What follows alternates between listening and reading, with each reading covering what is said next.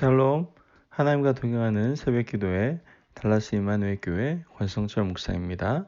오늘도 하나님과 동행하며 풍성함을 누리시는 저와 여러분들이 되시기를 축복합니다.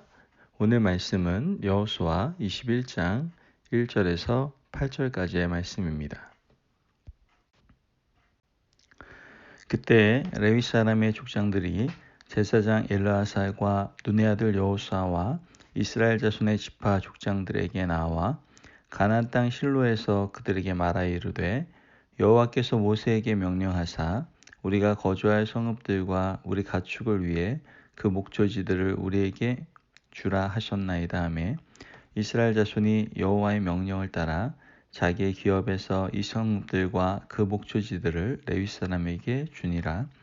그앗 가족을 위하여 제비를 뽑았는데 레위 사람 중 제사장 아론의 자손들은 유다 지파와 시므온 지파와 베냐민 지파 중에서 제비 뽑은 대로 열세 성읍을 받았고 그앗 자손들 중에 남은 자는 에브라임 지파의 가족과 단 지파와 므낫세 반 지파 중에서 제비 뽑은 대로 열 성읍을 받았으며 게르손 자손들은 이사갈 지파의 가족들과 아셀 지파와 납달리 지파와 바산에 있는 므낫세 반지파 중에서 제비 뽑은 대로 열세 성읍을 받았더라. 무라리 자손들은 그 가족대로 르우벤 지파와 갓 지파와 스불론 지파 중에서 12성읍을 받았더라. 여호와께서 모세에게 명령하신 대로 이스라엘 자손이 제비 뽑아 레위 사람에게 준 성읍들과 그 목초지들이 이러하니라. 아멘. 할렐루야. 하나님의 말씀입니다. 제가 신학교를 들어간 게 97년도인데요. 학교를 들어갔을 때 저희 모건대학교 학장님께서 작사하신 곡이 바로 부름받아 나선 이 몸입니다. 여러분 다 아실 거예요. 부름받아 나선 이 몸 어디든지 가오리다. 정말 이 찬양을 부를 때 얼마나 우리가 사명감을 가지고 하나님 정말 주님께서 어디에서 사용하시든 우리는 그곳으로 가겠습니다. 하나님의 마음이 있는 곳에 우리는 언제나 달려나가겠습니다. 그러한 큰 감동과 감격 속에서 이 찬양을 불렀던 것 같습니다. 그런데 졸업할 때쯤 되니까 이 찬양이 조금씩 바뀌더라고요. 그래서 부름받아 나선 이 몸 골라가며 가오리다 이런 식으로 바뀌더라고요. 어디든지 가는 게 아니라 자기가 보기에 좋은 곳, 좀 목회하기 좋은 상황이 좋은 곳 이런 곳으로 골라서 가고자 하는 그런 마음들을 졸업할 때 갖게 되는 그런 모습을 보게 됩니다. 사실 이런 모습들은 인간의 한 부족한 한편의 모습을 보여주는 것 같습니다. 이게 현 시대에만 그런 것이 아니라 지금 오늘 본문을 읽고 있는 이스라엘 상황도 별 차이가 없는 것 같습니다. 이스라엘 백성들 가운데 레위 지파 자손들 안에서 이러한 상황들이 좀 보이는데요. 레위 지파는 하나님이 맡기는 일을 감당해야 하는 사람들이었죠. 이스라엘 지파는 원래 12지파였어요. 그런데 나중에 13지파가 되죠. 요셉 지파가 두 지파로 나누어졌기 때문에 그렇죠. 므낫세와 에브라임까지 총 13지파인데 땅 분배를 받은 지파는 몇 지파예요? 12지파였습니다. 왜냐하면 레위 지파가 땅 분배를 받지 못했기 때문에 그렇죠. 하나님에게 잘못 보였기 때문에 레위 지파가 땅을 분배받지 못한 것이 아니라 하나님께서 레위 지파를 따로 사용하시기 원하셨기 때문임을 우리는 성경을 통해서 알 수가 있게 됩니다. 민수기 8장 18절에서 19절 말씀을 보면 이러므로 내가 이스라엘 자손 중 모든 처음 태어난 자 대신 레위인을 취하였느니라. 내가 이스라엘 자손 중에서 레위인을 취하여 그들을 아론과 그의 아들들에게 주어 그들로 회막에서 이스라엘 자손을 대신하여 봉사하게 하며 또 이스라엘 자손을 위하여 속죄하게 하였나니 이는 이스라엘 자손이 성소에 가까이 할 때에 그들 중에 죄악이 없게 하려 하였음이니라. 계속해서 19절 보면 이스라엘 자손을 대신하여 봉사하게 하며 이스라엘 자손을 위하여 어떻게 하겠다고요? 속죄하게 하였다라는 말씀을 우리는 계속해서 볼 수 있는 거죠. 어디에서요? 하나님께서는 레위 자손을 이스라엘 모든 자손 12지파를 대신하여 회막에서 봉사하고 속죄하는 일로 부르신 것을 알 수가 있습니다. 그러므로 레위 지파 자손들은 모여 살 수가 없었던 것이죠. 12지파가 땅을 분배받아서 각자의 위치로 흩어지면 레위 지파는 그들을 섬기는 일로 흩어져야만 했던 거예요. 예배를 인도하고 또 신앙을 전수하고 가르치고 때로는 재판하는 일로 12지파 각 성읍으로 레위지파가 흩어져서 봉사하는 일을 감당해야 했던 것이죠. 그래서 레위지파에게는 땅을 나누어 주지 않았습니다. 오늘 우리가 읽은 본문의 아래 내용을 계속 쭉 보면 레위지파 자손들이 12지파의 중요한 성읍 48개의 성읍으로 나눠지는 장면이 나오죠. 그런데 가만히 생각해 보면 48개 성읍 가운데 사람들이 보기 좋은 곳도 있고요. 사람들이 보기에 가서 살기 힘든 곳도 있었겠죠. 그래서 하나님이 레위 지파 세 자손에게 제비 뽑게 하는 걸 보게 됩니다. 누구에게나 공평할 수 있도록 그앗 자손, 게르손 자손, 무라리 자손들이 제비 뽑아 나오는 곳으로 갈 수 있도록 하죠. 21장 4절에서 7절 말씀을 보면 제비 뽑아 그들에게 분배된 지역이 소개되고 있는데요. 4절에 그앗 자손을 위하여 제비를 뽑았는데 레위 사람 중 제사장 아론의 자손들은 유다 지파와 시몬 지파와 베냐민 지파 중에 제비 뽑은 대로 13성읍을 받았고 5절에 그앗 자손들 중에서 남은 자는 6절에 게르손 자손들은 이사갈 지파의 가족들과 7절에 무라리 자손들은 그 가족대로. 자, 그앗 자손, 게르손 자손, 무라리 자손들이 제비 뽑아 지역을 나누어 받았어요.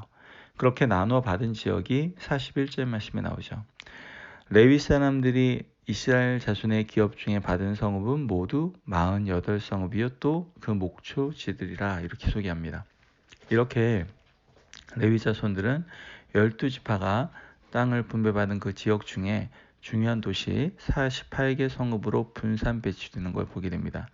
제비 뽑은 이유는 사람들마다 가고 싶은 곳이 있고 가기 싫은 곳이 있기 때문에 공평하기 위해서 뽑았죠. 하나님이 이렇게 가나안 땅을 정복하고 나서 12지파의 지경으로 분배하고 그 안에 있는 작은 도시들을 나누고 땅 분배를 마치셨어요.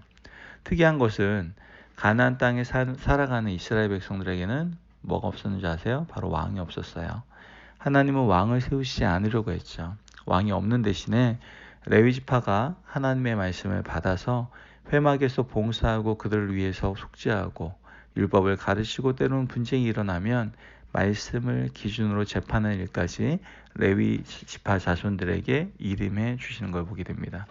그래서 레위 자손들은 하나님의 택함을 받은 거룩한 백성들이기 때문에 에브라임 산지든 단지파가 차지하고 있던 지중해 해변이든 하나님이 보내시는 곳이면 가야 하는 의무가 있었던 것이죠. 처음에는 나눠져서 갔습니다. 그곳에서 하나님의 말씀을 받고 가르치고 전수하고 재판도 하고 예배도 인도하고 율법을 전수했죠.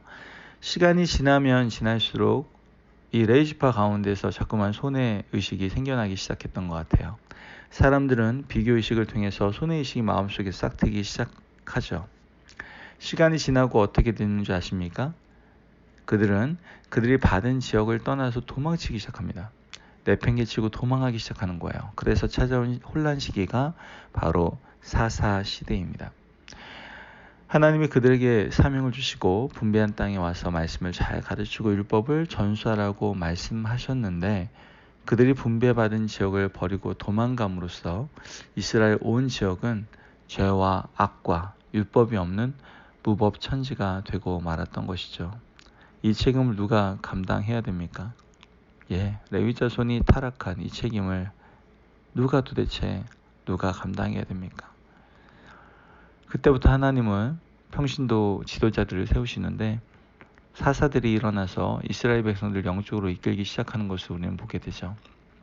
오늘 교회 공동체 안에서도 하나님이 택하셔서 귀하게 세운 분들이 있습니다. 하나님께서 사명을 주셔서 세운 분들은 하나님 보내신 곳에서 하나님께서 감동을 주신 곳에서 거기서 최선을 다해서 섬기는 것이 바로 보냄받은 자의 태도임을 우리는 기억해야 됩니다. 이스라엘 백성들 중에 하나님이 레위 자손을 택하시고 그들에게 정하신 곳에 가서 하나님 말씀을 전하라고 했는데 그들이 결국 그 사명을 감당하지 못해서 온 이스라엘이 혼란에 빠진 것을 잘 기억하고 우리 자신을 한번 돌아보시기를 바랍니다. 과연 저와 여러분은 하나님께 어떤 보냄의 사명을 받았는지, 나는 하나님께 어떤 거룩한 사명을 받았는지 기억하시고 하나님 신 거룩한 사명을 하나도 흐트림 없이 잘 순종함으로 모든 것들을 감당할 수 있는 저와 여러분들이 되시기를 바랍니다.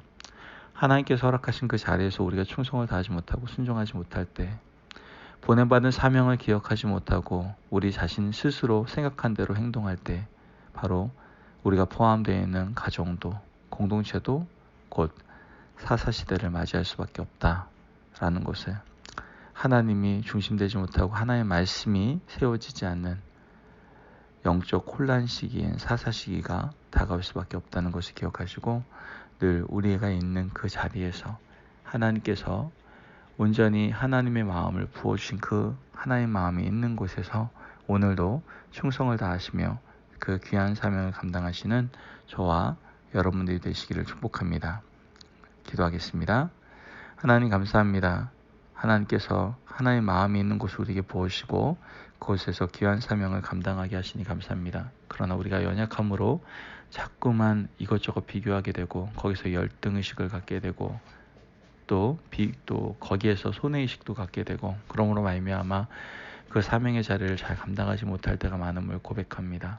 하나님, 주님이 부르신 하나님의 마음이 있는 곳이 우리가 마땅히 감당해야 될 귀한 사역지임을 기억하게 하시고 그곳에서 충성을 다하여 하나님의 영광을 나타내므로 하나님 나라가 아름답게 세워지는 놀라운 역사에 사용되어지는 저희들 될 수 있도록 주님 축복하여 주옵소서. 오늘도 하나님의 마음이 있는 곳에서 최선을 다하며 순종하겠습니다. 그 믿음을 우리에게 부어 주옵소서. 감사함이 예수님의 이름으로 기도합니다. 아멘. 오늘도 하나님과 동행하며 풍성함을 누리시는 저와 여러분들이 되시기를 기도합니다.